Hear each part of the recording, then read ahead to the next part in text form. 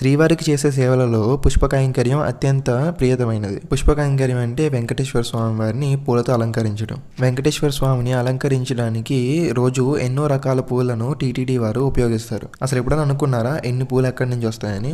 జనరల్గా అయితే టీటీడీ సంస్థకే కొన్ని పుష్ప వాటికలు ఉన్నాయి. అంటే ఈ పూలని పెంచే ప్రదేశం అనమాట. ముఖ్యంగా చెప్పుకోవాలి అంటే పద్మావతి గార్డెన్స్, అలాగే గోగర్భం గార్డెన్స్. ఒక రోజుకు మినిమం తిరుమలలో 200 పూలమాలను తయారు చేస్తారు. అంటే దగ్గరగా 300 నుంచి 400 కేజీల వరకు పూలను రోజుకి ఉపయోగిస్తారు తిరుమలలో. ఇంత ఉపయోగం ఉండడం వలన ఈ పూలు అనేవి వేరే ప్రదేశాల నుండి కూడా వస్తాయి. ఇవి మెయిన్ గా చెప్పుకోవాలంటే బెంగళూరు, చెన్నై, మదురై అండ్ అలాగే సైలం నుండి ఎక్కువగా తిరుమలలోకి వస్తాయి. అండ్ టీటీడీ సంస్థకి పుష్ప వాటిక ఏదైతే ఉన్నాయో అవి కూడా మాక్సిమం రన్ అయ్యేది డోనర్స్ ఇచ్చే మనీ ద్వారానే. ఈ స్వామివారికి వేసే పూలమాలలు కూడా ఒక్కొక్క దానికి ఒక్కొక్క పేరు ఉంటుంది. శిఖామణి ఇది దగ్గరగా 8 మూరలతో చేయబడుతుంది. అండ్ ఇది వెంకటేశ్వర స్వామి తల భాగం నుండి పాదాల భాగాల వరకు ఇరువైపులా ఉంటుంది. శాలిగ్రామాలు ఇవి 2 దండలు స్వామివారికి భుజాల నుండి స్టార్ట్ అయ్యి పాదాల వరకు ఉంటాయి. కంఠస్థరి ఇది 3 మూరల దండ. దీన్ని స్వామివారి మెడకు అలంకరిస్తారు. వక్షస్థల లక్ష్మి స్వామివారికి వక్షస్థలంలో ఉన్న శ్రీదేవి భూదేవులకు ఈ 2 దండలను